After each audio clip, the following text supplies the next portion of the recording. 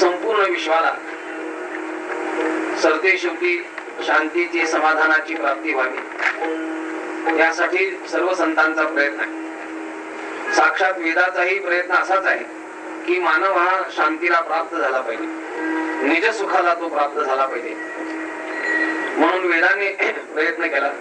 त्यानंतर पुराण आहे, स्मृती ग्रंथ आहे आणि सरते शेवटी संत वाङ्मय।